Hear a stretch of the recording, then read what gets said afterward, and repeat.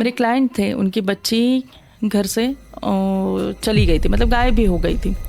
तो बहुत ज़्यादा ढूंढ रहे थे बट ऐसा था ना कि अभी बच्चों का गायब होना बीच बीच में, मतलब ऐसा होता था कि वो स्कैम भी थे या, तो उन्हें बहुत वो डर लग रहा था। लड़की थी 14 साल की, सो वो वापस, मतलब उसके साथ कुछ भी हो सकता है ना। सो फिर उनको मतलब पुलिस वगैरह सब उनका चल रहा था सब चीज़ें, बट वो उनको सोल्यूशन नहीं मिल रहा था।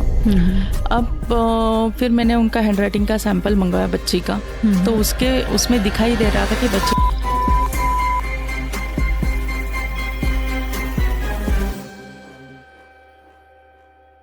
जब हम न्यूमरोलॉजी की बात कर रहे हैं, मूलांक की बात कर रहे हैं यहाँ पर एक डेट पे तो 2 ट्विंस जब जन्म लेते हैं एक डेट पर, तो उनकी लाइफ फिर मैच होती है, ऐसा होता है कि अलग होती है? हाँ, जैसे मैंने कहा ना, कुछ लिमिटेशंस भी है न्यूमरोलॉजी में, या जहाँ पे हम मेल फीमेल नहीं बता सकते न्यूमरोलॉजी में, वैसे ही होता है ना कि ट्विंस अगर है जो कि एक ही डेट पे बॉर्न हुए हैं, अब यहाँ पे दोनों का नाम अलग अलग होता है, तो नाम का एनर्जी यहाँ पे ज़रूर काम करता है। नेम न्यूमरोलॉजी में भी जितना मतलब स्पेलिंग पे सब लोग ध्यान देते हैं कि हम, मतलब सब क्लाइंट आते हैं हमारे पास कि हमें स्पेलिंग आप एडजस्ट करके दे दो, स्पेलिंग का एनर्जी हमें बैलेंस करके दे दो।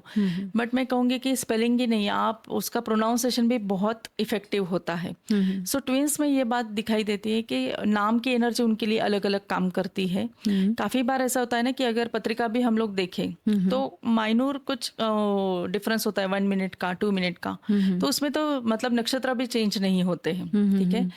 बट ट्विंस के मामले में अगर कोई चीज़ बहुत बड़े तौर पे काम करती है ना, तो वो है फिंगरप्रिंट एनालिसिस। क्योंकि हर एक का फिंगरप्रिंट अलग अलग होता है। हम जब माँ की पेट में होते हैं तब 16th वीक में फिंगरप्रिंट डेवलप होना शुरू होता है, ठीक है। और वो डेवलप होता है, और मतलब फिंगरप्रिंट एक ऐसी चीज़ है ना जो आपका कभी भी चेंज नहीं होता है। वो थ्रू आउट द लाइफ आपका सेम ही रहता है। मतलब बच्चा जब 5 साल का हो, वहाँ पे आप फिंगरप्रिंट ले लो और प्रेडिक्शन दे दो, और वो ही बच्चा अगर 25 साल का हो जाए, वहाँ पे फिंगरप्रिंट लेके हमने प्रेडिक्शन किया, दोनों भी प्रेडिक्शन सेम ही आते हैं, ठीक है।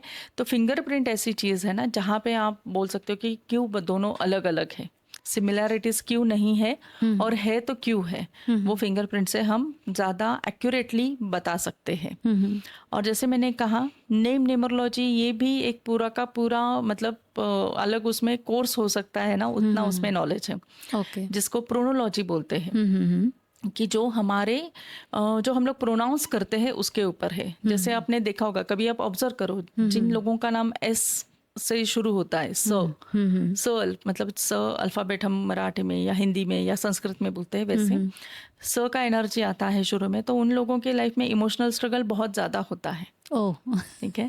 सो जिन लोगों का द से शुरू होता है, उन लोगों की लाइफ में भी बहुत ज़्यादा स्ट्रगलफुल रहता है लाइफ, ठीक है। सो दीपिका पादुकोण ले लो आप, या मतलब इमोशनली वो काफ़ी ज़्यादा चैलेंजेस फेस करते हैं, और लाइफ उनको कभी भी कुछ भी लाके पिरोस सकती है, या कुछ भी चैलेंज उनके सामने आके खड़ा हो सकता है। डिप्रेशन में भी आते हैं वो लाइफ में कभी ना कभी, और डीप डिप्रेशन में जा सकते हैं। सो ऐसी चीज़ें प्रोनाउंसिएशन से भी हम बोल सकते हैं कि जब बच्चे का आप नाम देख रहे हो ना, तो सिर्फ अल्फ़ाबेट मत देखो, सिर्फ स्पेलिंग मत देखो, उसका प्रोनाउंसिएशन भी उतना ही ज़रूरी है ना। क्योंकि हमारे भी जो भी कुछ मंत्रास डिजाइन किए हैं, तो वो प्रोनाउंसिएशन के बल पे ही किया है ना। अगर हम ओम बोलते हैं, तो ओम का प्रोनाउंसिएशन ही ऐसा है कि जो पॉजिटिव वाइब्स क्रिएट करता है, ठीक है। सो हर प्रोनाउंसिएशन भी उतना ही जरूरी है। तो ये ऐसे हमारे लाइफ पे नाम भी इफ़ेक्ट करता है, प्रोनाउंसिएशन भी इफ़ेक्ट करता है, और जब आप ट्विंस का स्टडी करते हो तो फिंगरप्रिंट और नाम वहाँ पे सबसे ज़्यादा इफेक्टफुल रहता है। तो फिर उनकी लाइफ में वो डिफरेंस हम देख उसी पाते की वजह से देख पाते हैं। अच्छा, तो और फिर एस्ट्रोलॉजी में फिर क्या फ़र्क पड़ता है उनकी लाइफ में? एस्ट्रोलॉजिकली मैं बोलूँगी कि हाँ, उतना नहीं, क्योंकि कभी कभी ऐसा होता है कि चलो कुछ नक्षत्र में कुछ चेंज आए या पदा में चेंज आए, नक्षत्र के माइन्यूट डिफरेंस की वजह से, कुछ मिनट की वजह से या कुछ सेकंड्स की वजह से। बट काफ़ी बार ऐसा होता है ना कि कहीं पे भी चेंज नहीं दिखाई देता है पत्रिका में, बट फिर भी दोनों ट्विंस अलग अलग होते हैं। या दोनों का हम बोल सकते हैं कि कोई स्पोर्ट्स में ही है बट दोनों का अचीवमेंट लेवल अलग अलग है, सक्सेस का जो है ना रेशो वो अलग अलग है। ऐसा भी होता है, अगर पत्रिका काफ़ी मैच कर रही है ना तो दोनों को भी सक्सेस मिलता है, सेम फील्ड में होते हैं बच्चे, बट वो सक्सेस का रेशो थोड़ा सा चेंज होता है। तो कोई भी एक चीज़ उसके लिए डिपेंडेंट नहीं होती है। आपका साइकोलॉजी, आपका सबकॉन्शियस माइंड, आपका way of thinking, way of present, वो भी चीज़ें हैं, है ना। सो किसी एक, इसलिए मैंने कहा ना कि मतलब मैंने भी जब एक चीज़ स्टडी की, किस मतलब मुझे पता चला कि नहीं ये भी सीखना ज़रूरी है, ये भी सीखना ज़रूरी है। तो हर चीज़ अपने आप में अलग है, हर चीज़ एक दूसरे के ऊपर डिपेंड करती है। सो ये भी एक महासागर है ज्ञान का जो कभी ख़त्म नहीं होता है।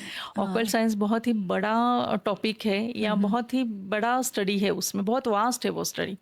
मैं अभी तक मैं रोज़ 1 घंटा रोज़ स्टडी करती हूँ। मैंने अभी तक अपना स्टडी नहीं छोड़ा है, क्योंकि हर नई नई चीज़ें सामने आती है। या अभी भी बहुत ज़्यादा मटेरियल है जो मतलब हमारे पास पूरा का पूरा पहुंचा नहीं है, या मैं उनके तक नहीं पहुंच पा रही हूँ। सो मेरा रीडिंग, मेरा स्टडी रोज चालू ही तो है। इतना है इसमें पढ़ने के बहुत लिए। बहुत बड़ा है। तो जब आप बोलते हो कि आपने क्रिमिनल्स के लिए हैंडराइटिंग एनालिसिस भी किया है और आप कर भी रहे हो, तो आप इसके अलावा फिंगरप्रिंट्स का हम बहुत ज़्यादा सीआईडी में वगैरह देखते हैं तो क्या महत्व होता है कि फिंगरप्रिंट्स कैसे है ना, मतलब डीएमआईटी करके एक स्टडी आता है जहाँ पे आप आपका सबकॉन्शियस माइंड, आपका कॉन्शियस माइंड वो कैसे काम कर रहा है, आपकी सोच क्या है, आपके पास एबिलिटीज कौन से है, या आपको कौन सी चीज़ है, लाइक्स डिसलाइक्स क्या है, वो सिर्फ फिंगरप्रिंट से ही पता चलता है। ठीक है। सो अगर जब भी आपको करियर चूज करना है बच्चे के लिए, है ना, जैसे आईक्यू, ईक्यू आपका क्या है, वो सब फिंगरप्रिंट से पता चलता है। आपको कोई भी अलग टेस्ट देने का ज़रूरत नहीं है उसके लिए। फिंगरप्रिंट का स्टडी करके हम बता सकते हैं कि बच्चा कौन सा करियर में उसको खुद को इंटरेस्ट है, ठीक है, और वो कौन से करियर में सक्सेसफुल हो सकता है। अब कुछ चीज़ें ऐसी रहती है ना कि जो हम चाहते हैं कि हमें उसमें ज्ञान मिले या हमें उसमें काम करना चाहिए, ठीक है, और कुछ चीज़ें ऐसी होती है ना जो आपको कमा के दे सके। तो हॉबी एक अलग बात है और करियर एक अलग बात है, ठीक है। सो हर किसी बच्चे में या हर बंदे में काफ़ी सारी क्वालिटीज़ रहती है। सिर्फ एक ही प्रोफेशन के पीछे या एक ही प्रोफेशन पे आप फोकस करते हो, बट साइमल्टेनियसली आपके पास दूसरी भी कोई चीज़ें हैं जहाँ पे अगर आपने थोड़ा सा फोकस किया तो हो सकता है कि आपकी लाइफ काफ़ी ज़्यादा इजी हो। सो वो रियलाइजेशन हर किसी को नहीं होता। बट आप ये 2000 के बाद के जो बच्चे देख रहे हो ना, आप देखोगे कि उनको मतलब उनको पता ही नहीं चलता है कि हमने क्या, कब, कौन से डिसीजंस लेने चाहिए, ठीक है। और इस पे मतलब गूगल वगैरह ऐसी चीज़ के पीछे भी भाग के मतलब उनको पता नहीं चलता कि चलो मेरे फ्रेंड ये कर रहे हैं, मैं ये करती हूँ, मेरे घर में सब डॉक्टर्स हैं, मैं भी डॉक्टर बनना चाहती हूँ, ठीक है। ऐसे बच्चों के पास मतलब इन्फ्लुएंस में बहुत जल्दी आते हैं बच्चे, बट उनका खुद का एबिलिटी क्या है ना, वो आप बहुत ही जल्दी फिंगरप्रिंट से पहचान सकते हो, और बहुत एक्यूरेसी है उसमें, और ये प्रॉपर साइंस है, प्रॉपर नॉलेज आप उसका लेके काम कर सकते हो। दैट्स ग्रेट कि ये भी एक अलग स्टडी है फिंगरप्रिंट का, और वो हेल्प भी करता है। हमारी एक बात हुई थी लोगोस के बारे में, तो आजकल डिजिटल मीडिया जो है या ब्रांडिंग जो है ये लोगों पे ज़्यादा डिपेंडेंट है, उनका रिकॉग्निशन। तो लोगों कैसे लाइफ लाइक बिजनेस पे लोगों कैसे इफेक्ट होता है? देखो, लोगो जो है ना वो मार्केट में आपका फेस है ना। लोग आपको मतलब अगर आप कोई भी ब्रांड क्रिएट करना चाहते हो तो लोग आपको नहीं पहचानते। आपको नहीं पता है कि महिंद्रा का ओनर कौन है, ठीक है, मगर आपको महिंद्रा का लोगो पता है ना।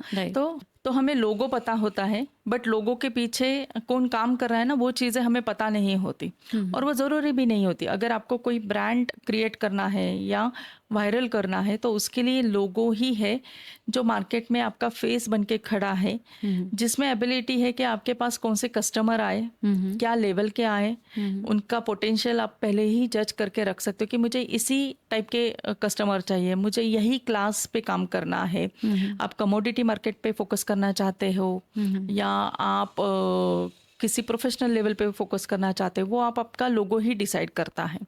लोगो में कलर्स है, शेप है, फॉन्ट्स है, ये सब एनर्जी साथ में काम करती है और आपको आपकी अचीवमेंट बहुत जल्दी देती है।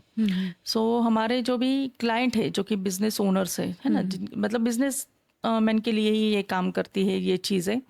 सो काफ़ी बार ऐसा होता है कि उनके पास काफ़ी नॉलेज है, उनके पास मतलब कैपिटल भी अच्छा है, वो बिजनेस भी अच्छा करना चाहते हैं, सब चीज़ें हैं, बट वो अचीवमेंट अभी भी उनको नहीं मिल रही है, या वो क्लाइंट वो जो चाहते हैं वहाँ पे वो फोकस नहीं कर पा रहे हैं।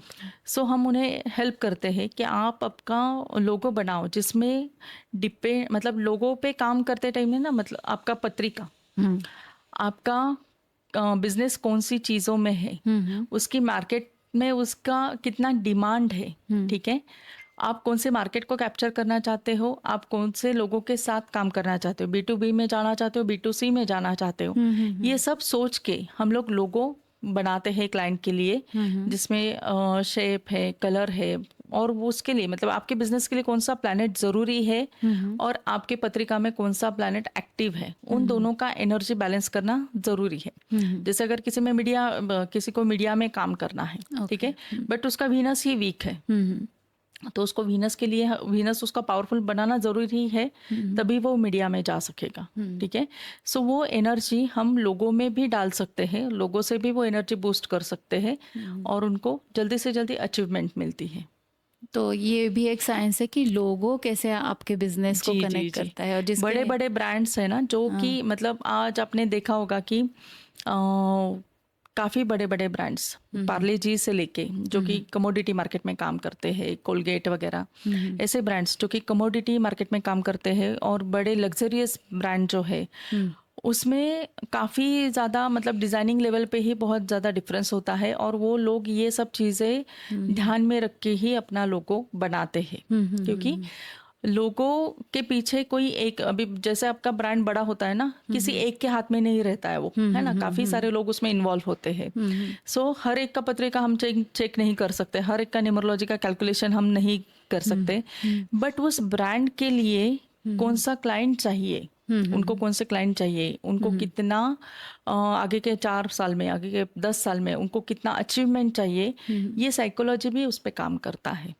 सो ज़रूरी नहीं है कि आपकी पत्रिका ही आपके बिजनेस के लिए अच्छी हो, ठीक है। सो आपकी पत्रिका में अगर कुछ खामियां है तो बेटर है आप अपना लोगो इतना अच्छा बना दो सो दैट वो सभी प्लैनेट वहाँ पे बैलेंस हो जाए और आपको अचीवमेंट जल्दी, और वही लोगों के नज़र में हिट करता है लोगो। जी। सो दैट्स व्हाई वो इफेक्ट करता है। और सच में ये बहुत अच्छा लगा जान के, ये बात शायद मुझे तो नहीं पता थी कि लोगो इतना इफेक्ट करता है बिजनेस नहीं करता है, मतलब आज बड़े बड़े जो ब्रांड्स आते हैं ना, जैसे अभी आपने देखा होगा फ्लिपकार्ट रिसेंटली लोगो चेंज किया, करोड़ों में वो लोग पे करते हैं लोगो चेंज करने के लिए, लोगो डिजाइन करने के लिए। ऐसा नहीं है कि आप कोई भी शेप लेके आओ और वही आपके लिए काम करता है, नहीं होता है ऐसा।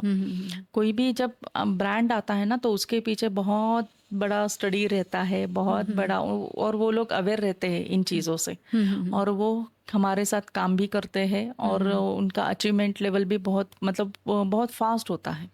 आपको ये 15 साल का एक्सपीरियंस है राइट इस फील्ड में, और आपने बहुत सारा अभ्यास किया है, बहुत सारी साधना की है, तब आप इस लेवल पे, इस मकाम पे पहुंचे हो। इतने सारे अवार्ड्स आपने अचीव किए हैं, प्राइड ऑफ भारत राइट, और ऐसे कई अवार्ड्स आपको महाराष्ट्र गवर्नमेंट ने भी दिए हैं। पर जब आपने इतने लोगों के साथ टैकल किया है, डील किया है, तो आपको क्लाइंट्स की तरफ से क्या चैलेंजेस फेस करने पड़े? क्लाइंट की तरफ से मैं बोलूँगी कि क्लाइंट को खुद को, मतलब कुछ चीज़ें है ना, क्लाइंट खुद एक्सेप्ट ही नहीं करना चाहता। जिस प्रॉब्लम में, काफ़ी बार होता है ना, क्लाइंट उस प्रॉब्लम में है क्योंकि वो खुद की वजह से है, तो एक्सेप्टेंस नहीं होता है। दूसरी बात, उनके पास पेशेंस नहीं होते हैं कि आज मैं आपके पास आई हूँ, आप मुझे कुछ ऐसा बताओ कि मैजिक हो जाए और कल से मेरी लाइफ चेंज हो जाए, ऐसा नहीं हो सकता, ठीक है। सो वो क्लाइंट के पास पेशेंस और एक्सेप्टेंस दोनों चीज़ें, मतलब हमें वो काफ़ी ज़्यादा चैलेंजेस आते हैं। क्लाइंट काफ़ी बार ऐसा होता है ना कि प्रॉब्लम नहीं होता है, उनको सिर्फ काउंसलिंग की ज़रूरत होती है, हाँ हाँ हाँ हाँ। ठीक है।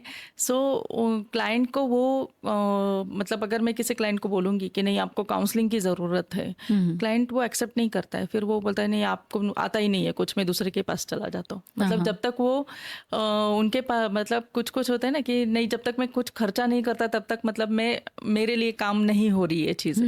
मगर वो खुद के अंदर की चीज़ें या खुद का जो बैलेंसिंग उनके पास से चाहिए ना, वो चीज़ें एक्सेप्ट करना क्लाइंट ने भी ज़रूरत है ना। अभी काफ़ी सारे डिवोर्स के केसेस आते हैं हमारे पास, या काफ़ी सारे बच्चों के बच्चे डिप्रेशन में है। बच्चा डिप्रेशन में है तो गलती पेरेंट्स की होती है। हाँ हाँ मगर पेरेंट्स के पास ऐसा होता है ना कि हमें वो एक्सेप्ट नहीं करना है कि वो हमारी गलती है, वो बच्चों को आगे पुश करते कि बच्चे में ही प्रॉब्लम है। हाँ हाँ ठीक है। तो वो वहाँ पे भी हमें काफ़ी बार प्रॉब्लम आते हैं कि वो पेरेंट्स को काउंसलिंग देना ज़्यादा ज़रूरी होता है ना कि बच्चों को। बच्चों के पास से हमें पता चलता है कि कौन से पेरेंट्स से उसे प्रॉब्लम क्या है। जैसे कहा कि बच्चों के लिए डेट ऑफ बर्थ इनिशियली काम नहीं करता है क्योंकि बच्चा अभी तक डेवलप ही नहीं हुआ है। बच्चों का, या फिर मैं बोलूँगी कि मैं बच्चों की पत्रिका भी बहुत जल्दी नहीं देखती हूँ। आफ्टर सर्टन एज मतलब 12 उनका हो जाए 12 to 15 एज के बाद मैं उनकी पत्रिका वगैरह देखती हूँ। मगर जो बच्चे 10th में है, 12th में है, अगर उनकी लाइफ में फेल्यूर आ रहा है या अग्रेशन है या बच्चे किसी गलत चीज़ों के पीछे भाग रहे हैं, तो कहीं ना कहीं वो उनका फैमिली बैकग्राउंड उसके लिए डिपेंड होता है या उसके लिए कारणीभूत होता है। सो वो एक्सेप्टेंस पेरेंट्स में नहीं होता है या लोगों में नहीं है अभी तक। मगर मैं बोलूँगी कि वहाँ पे फोकस करना ज़्यादा ज़रूरी है। तो एक एनवायरनमेंट भी ज़रूरी है। आपके न्यूमरोलॉजी, आपके वास्तु, आपके एस्ट्रोलॉजी के साथ साथ आपका क्या एनवायरनमेंट है ये भी मायने रखता है। मेंटालिटी क्या है ये भी मायने रखता है। तो for changing that also you work to change that mentality apart from counselling. जी हाँ हाँ। मैं उसके लिए काम करती हूँ। अभी देखो क्या है ना, सॉल्यूशंस भी हमारे पास वैसे ही है। अब आप किसी घर में जाओ, उसका वास्तु खराब है, आप देखो उस घर में सनलाइट ज़्यादा अच्छी नहीं होती है, एयर सर्कुलेशन ज़्यादा अच्छा नहीं होता है, और ये पूरा साइंस उसी पे डिपेंड है। ठीक है। न्यूमरोलॉजी के लिए भी आप अगर कोई मतलब डिप्रेशन में जा रहा है, मतलब वो एनवायरनमेंट पे वो बाहर एक्सपोज ही नहीं हो पा रहा है ना, उसको स्काई एलिमेंट उसको नहीं मिल रहा है या उसको सन की एनर्जी उसके पास नहीं है जो वो प्रॉब्लम से बाहर उसको ला सके। तो हम लोग सोल्यूशन भी इनिशियली वैसे ही देते हैं कि आप ग्रास पे चलो, आप सनलाइट मतलब आप सूर्य को जल दे दो, सो दैट आप उस एनर्जी से कनेक्ट होने लगो और वो एनर्जी ही आपके पास पॉजिटिव चेंजेस लेके आती है। सो कुछ रेमेडीज भी ऐसे ही है जो मतलब जो डिज़ाइन किए हैं हमारे वेदास में कि आप उस एनर्जी का डायरेक्ट इफेक्ट ले लो, है ना। सो वो चेंजेस आते हैं। तो आपने कभी ऐसा चैलेंज फेस किया है कि this is superstition and this is not science? ऐसा अभी अवेयरनेस बढ़ा होगा, पर ऐसा कभी आपने 16 साल में 15 साल में फेस किया है? काफ़ी फेस किए हैं। और कुछ मतलब क्लाइंट कुछ रहता है, जैसे मैंने कहा ना कि क्लाइंट के पास एक्सेप्टेंस नहीं होता है काफ़ी क्लाइंट्स के पास, तो वो डिनाई भी करते हैं कि नहीं नहीं आप मतलब ये हम मानते ही नहीं, आज तक तो मेरा सभी कुछ अच्छा हो रहा है, ये प्रॉब्लम मतलब ये साइंस एक्यूरेसी इसमें है ही नहीं, मेरा तो नंबर भी गलत खराब है फिर भी मेरा सब कुछ अच्छा ही चल रहा है। तो अच्छा चलने के लिए आपके कर्मास, आपके मतलब आपके पहले आपके मम्मी पापा या आपके फैमिली के कर्मास वैसे है, इसलिए आपको वो चैलेंजेस नहीं आ रहे। और वही क्लाइंट मतलब कुछ सर्टन पीरियड के बाद जहाँ पे उनका कुछ वीक पॉइंट उनके मतलब उनकी पत्रिका में या उनके न्यूमरोलॉजी एस्पेक्ट से वो उनका एनर्जी वीक होने लगता है ना, और वो चैलेंजेस एक्चुअल में फेस करने लगते हैं, वही क्लाइंट घूम के हमारे पास वापस आते हैं कि नहीं आपने बोला था अभी वो सच हो गया।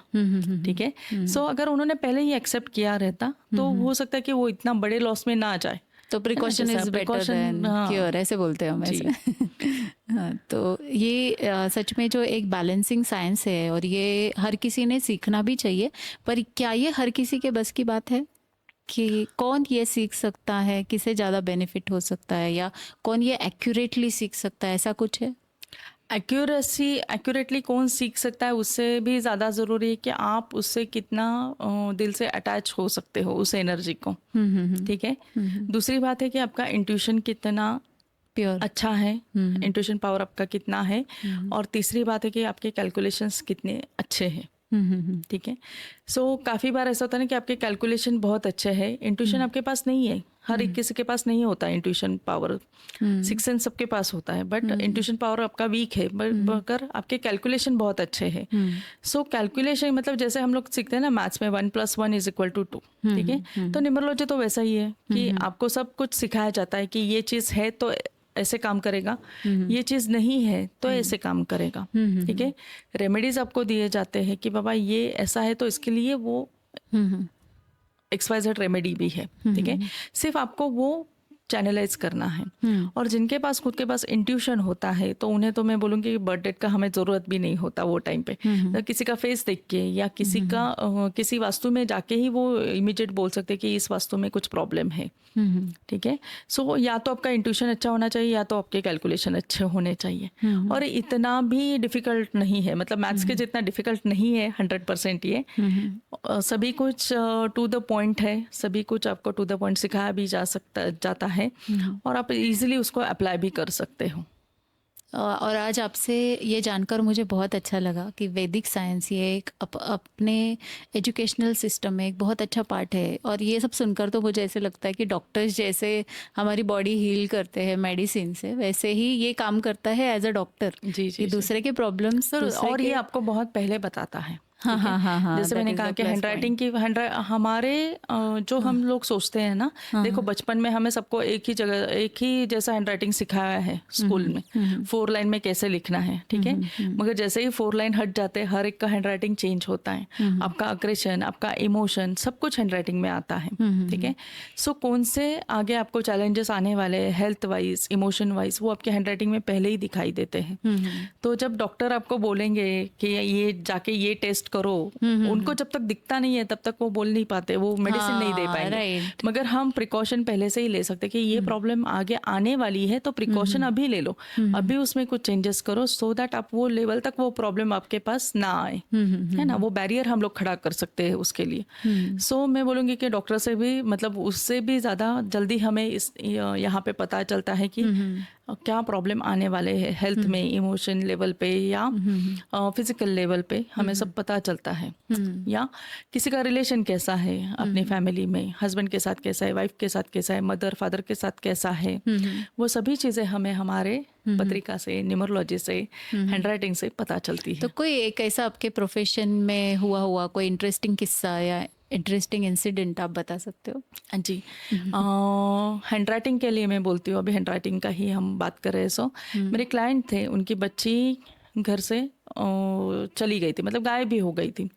तो बहुत ज़्यादा ढूंढ रहे थे, बट ऐसा था ना कि अभी बच्चों का गायब होना बीच बीच में मतलब ऐसा होता था कि वो स्कैम भी थे या तो उन्हें बहुत वो डर लग रहा था। लड़की थी 14 साल की, सो वो वापस मतलब उसके साथ कुछ भी हो सकता है ना। सो फिर उनको मतलब पुलिस वगैरह सब उनका चल रहा था सब चीज़ें, बट वो उनको सोल्यूशन नहीं मिल रहा था। अब फिर मैंने उनका हैंडराइटिंग का सैंपल मंगवाया बच्ची का, तो उसमें दिखाई दे रहा था कि बच्ची थोड़ी सी डिप्रेशन में है और वो हैंडराइटिंग में दिखाई दे रहा था कि ये वापस आने वाली है। ठीक है। तो मैंने उनको बोला कि आप टेंशन मत लो, 2-3 दिन में वो खुद आपको अप्रोच करेगी, वो खुद वापस आने वाली है। उसके हैंडराइटिंग में वो दिख रहा था कि वो खुद ही वापस आने वाली है। और फिर उस बच्ची का मतलब उसने खुद ने कांटेक्ट किया, वो जो पैसे लेके गई थी खत्म होने के बाद, थोड़ा सा वो डाउन होने के बाद उसने खुद ने कांटेक्ट किया कि ऐसा ऐसा हुआ, मैंने ये गलत स्टेप लिया और मुझे घर पे वापस आना है। सो वो चीज़ें हमें हैंडराइटिंग में ही पता चलती है। हैंडराइटिंग का यूज़ अभी क्रिमिनल साइकोलॉजी के लिए भी बहुत ज़्यादा यूज़ होता है। काफ़ी सारे केसेस जो है क्रिमिनल केसेस वो उनके हैंडराइटिंग से ही सॉल्व करते हैं या फिंगरप्रिंट से सॉल्व किए जाते हैं। कि मतलब कोई अगर कुछ क्राइम करके भागने वाला है तो वो कहाँ तक भाग सकता है, कितना दूर भाग सकता है, कंट्री ही छोड़ सकता है या सिर्फ स्टेट छोड़ के जा सकता है, वो सब चीज़ें हैंडराइटिंग से पता चलती है। और इसके लिए हमारे मतलब डिपार्टमेंट हेल्प लेते हैं इन सब चीजों के लिए। ये हेल्प लिया जाता है। This is also good career, you can say. जी है, ऑलरेडी है, ये है करियर। और लेते हैं डिपार्टमेंट वाले इसके लिए हेल्प लेते हैं कि अगर कोई क्राइम करके गया है तो इन सब चीज़ों से पता चलता है उसका मेंटालिटी क्या है, उसका साइकोलॉजी क्या है ना। सो वो मतलब कहाँ तक जा सकता है, कहाँ पे उसको आप ढूंढ सकते हो, वो सब चीज़ें हम प्रिडिक्ट कर सकते तो हैं, ये बता एक सकते हैं। बहुत ही इंटरेस्टिंग करियर हो सकता है। और उतना आप लोगों से टच में रहोगे, उतना आप जी लोगों को पढ़ोगे, और उतना आपको नॉलेज भी आएगा, और एक स्पिरिचुअली आपका कनेक्ट आपके अब बोलते हैं ना, आपकी बर्थ एक ही बार होता है ना जी हमारा, तो आपके इसी बर्थ में आप स्पिरिचुअली भी लोगों से कनेक्ट हो सकते हो और यूनिवर्स से कनेक्ट हो सकते हो। जी जी सो जी you are the mediator for the clients, right, from the universe. पक्का। Oh that's great. और आप ये बहुत महान काम कर रहे हो, इसके लिए आपको बहुत बहुत थैंक यू। शुभकामनाएं। और आज भारत गुरु चैनल पर आकर आपको कैसे लगा? आज मुझे बहुत अच्छा लग रहा है, और जो आप मतलब लोगों को बताना चाहते हो ना कि हर किसी ने इंजीनियर बनना ज़रूरी नहीं है, हर किसी ने डॉक्टर बनना ज़रूरी नहीं है। अगर आपको लाइफ में सक्सेस ही चाहिए तो उसके लिए काफ़ी सारी चीज़ें अवेलेबल है, ठीक है। सो ये जो आपका चैनल दिखाना चाहता है या ये चीज़ें पहुंचाना चाहता है, ये मतलब आप बहुत ही अच्छा काम कर रहे हो। मैं बोलूँगी कि आप फेल्योर के बाद किसी चीज़ के लिए अट्रैक्ट हो जाओ, उससे पहले ही आप पता करो कि आपका इंटरेस्ट कहाँ पे है, आपके बच्चे का इंटरेस्ट कहाँ पे है, और उसी पे फोकस करो। तो करियर हर चीज़ में बन सकता है ना। अगर आज मैं बोलूँगी कि धोनी ने स्पोर्ट्स में करियर बनाया, मगर धोनी जैसा कोई और हो सकता है कि वो स्पोर्ट्स के मटेरियल बेचने में भी करियर बना सकता है, वो Yes, खुद खेल right. नहीं सकता है, तो ठीक है। सो आप समझो कि आपके बच्चे का इंटरेस्ट कहाँ पे है ना, और आप बच्चों को सक्सेसफुल इजीली बना सकते हो। Thank you so much for your feedback. जब हम यहाँ पर आज न्यूमरोलॉजी की बात कर रहे हैं, तो न्यूमरोलॉजी में ये जो एंजल नंबर है वो क्या होता है? एंजल नंबर और मास्टर नंबर दोनों चीज़ें अलग है, न्यूमरोलॉजी में अलग अलग वे से काम करती है। एंजल नंबर जो है ना वो पूरा मतलब वो हीलिंग साइंस पे डिपेंड है, ठीक है। कुछ नंबर का आपको बार बार दिखना, हर नंबर का खुद का एनर्जी होता है, ठीक है, मगर उसका रिपीटेशन आपको बार बार दिखना, जैसे 11-11 या 24-24, 12-12, ठीक है। सो वो रिपीटेशन जब आता है तब वो एनर्जी आपको काफ़ी स्ट्रांगली इफेक्ट करती है, ओके। ठीक है। और आपका जैसे हमने लॉ ऑफ अट्रैक्शन के बारे में भी बात किया, सो अगर आप कोई भी चीज़ 11-11 को अगर आप मांग रहे हो भगवान से, ठीक है, टाइम 11-11, हाँ टाइम 11-11 या आपको जब भी दिखे 11-11, ठीक है। सो आप वो चीज़ अगर वहाँ पे परफेक्ट प्रेजेंट टेंस में अगर आप कोई चीज़ रोज शिद्दत के साथ मांग रहे हो ना, तो वो चीज़ आपके मतलब उसका मैनिफेस्टेशन जो है वो काफ़ी फास्ट होता है, ओके। और वो एनर्जी आपको बहुत ही ज़्यादा जल्दी बूस्ट मिलता है एनर्जी से आपको, ठीक है। दूसरा है मास्टर नंबर्स, जैसे 11 है, 22 है।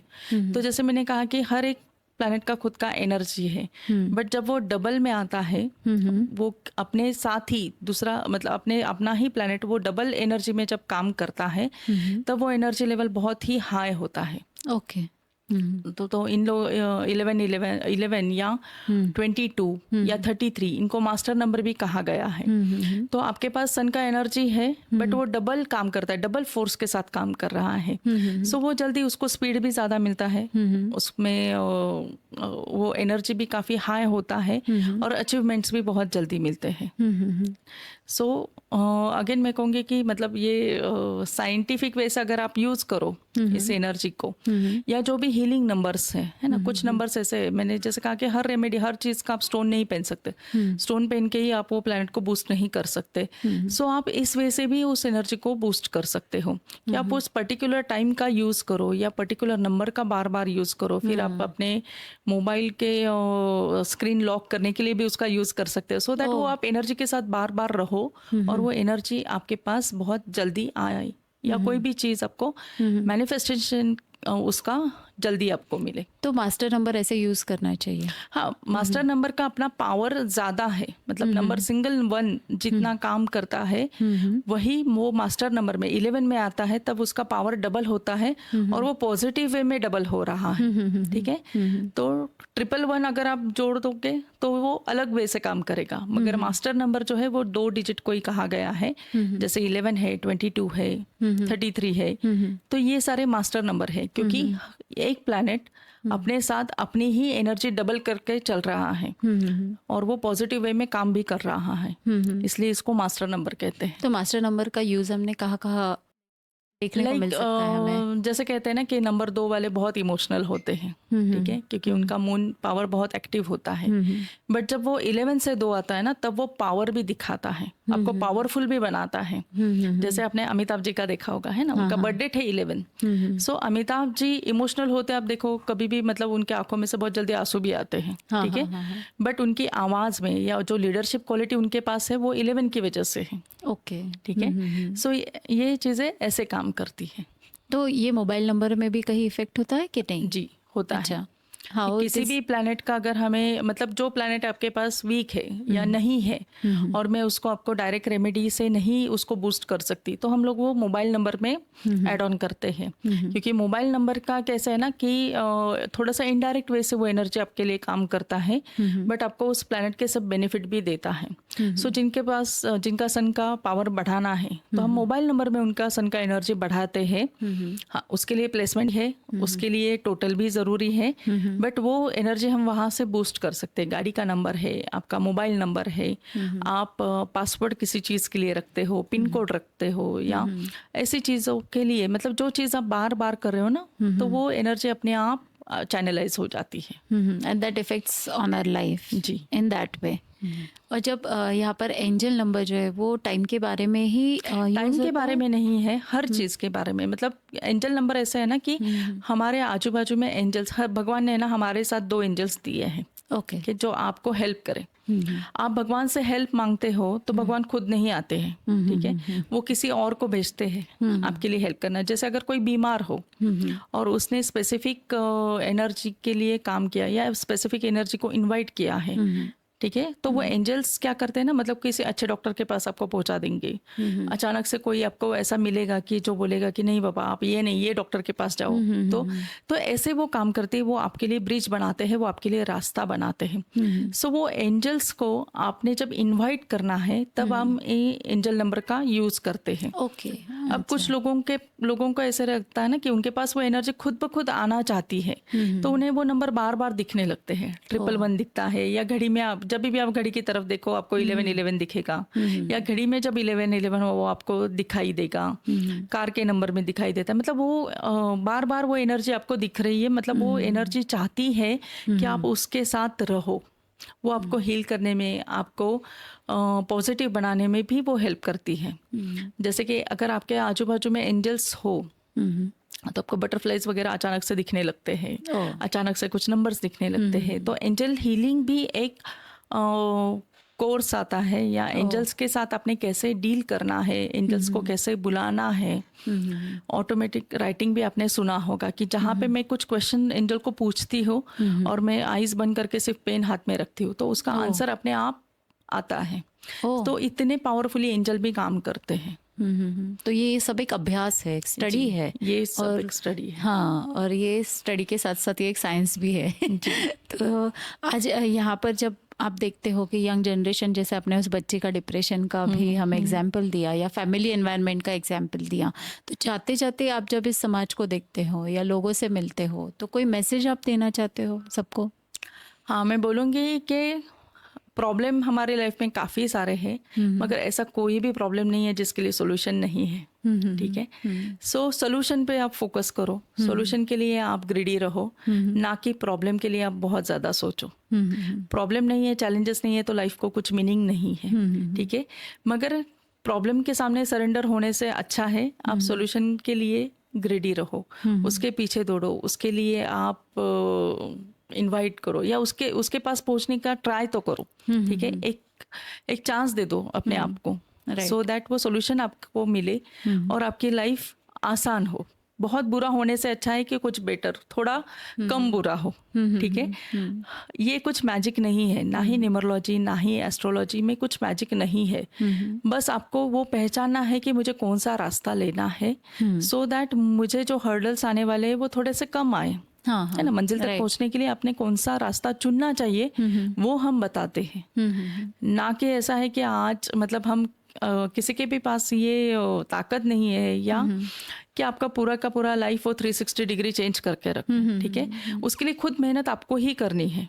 हम सिर्फ आपको हेल्प कर सकते हैं कि आपने कौन से वे से जाना चाहिए, सो दैट आप जल्दी से जल्दी सक्सेस पा सको। और जब कोई क्लाइंट किसी प्रोफेशनल को अप्रोच करता है तो फ्रॉड से बचने के लिए ऐसा हो सकता है, तो फ्रॉड से बचने के लिए उन्होंने उस प्रोफेशनलिस्ट की कौन सी बातें ऑब्जर्व करनी चाहिए? हाँ, ये प्रोफेशन में मतलब ऐसा है ना कि ऑथेंटिसिटी बहुत ज़रूरी है। फ्रॉड्स होते हैं, काफ़ी बड़े बड़े स्कैम भी होते हैं। सो आप थोड़ा सा, हो सकता है कि आप जिनका हेल्प लेना चाहते हो, थोड़ा सा उनका बैकग्राउंड चेंज करो, उन या फिर आप किसी रेफरेंस से जाओ, है ना। तो हो सकता है कि वो फ्रॉड्स वगैरह आपके साथ ना हो। गूगल पे मतलब गूगल पे नहीं बोलूँगी, बट ऐसे ब्लाइंडली किसी पे भी ट्रस्ट मत करो। उसका थोड़ा सा बैकग्राउंड चेंज करो कि चेक अगर करना है अब हमें। हाँ, कि वो कितना ऑथेंटिसिटी से काम करता है या कितना रिलायबल है, वो देख के फिर आप आगे बढ़ सकते हो। और आजकल मतलब कहाँ फ्रॉड नहीं होते, बैंक में जाओ, एजुकेशन से हर चीज़ में फ्रॉड होते हैं। राइट। तो हम लोग ऐसा तो नहीं है ना कि वो चीज़ छोड़ देते हैं, ठीक है। राइट। सो दिल से मांगो तो भगवान आपको जरूर कुछ ना मतलब वो सही बंदे के पास वो पहुंचा देगा आपको। Yes yes, right. जैसे आपने बोला कि शिद्दत से चाहो तो पूरी कायनात तुम्हें मिलाने की कोशिश करती है। सो इसी नोट पे आज का एपिसोड हम खत्म करते हैं। बहुत बहुत धन्यवाद आपका अमूल्य समय देने के लिए। Thank you very much.